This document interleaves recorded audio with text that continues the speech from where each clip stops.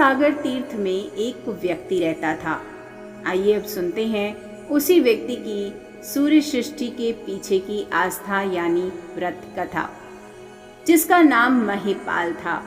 महिपाल धर्म कर्म पर भरोसा नहीं करता था और पूजा का विरोधी था।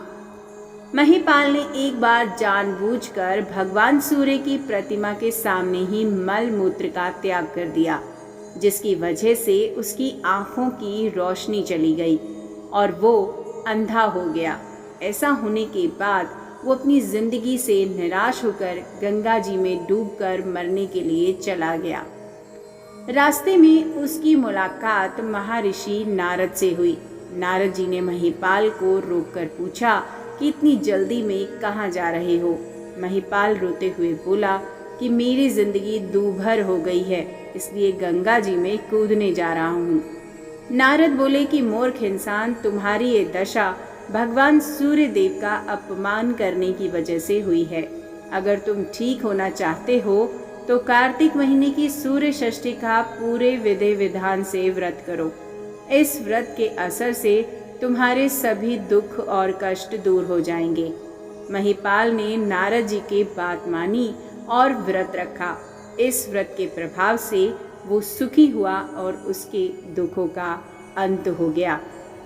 सूर्य षष्ठी व्रत की पूजा विधि क्या होती है, आइए जानते हैं सूर्य षष्ठी व्रत रखने की पूजा विधि क्या होती है। इस व्रत को रखने के लिए एक दिन पहले सामान्य भोजन करना होता है। इसके बाद सूर्य षष्ठी व्रत करने वाले दिन सुबह जल्दी उठकर नहा धोकर सूर्य देव को जल समर्पित किया जाता है।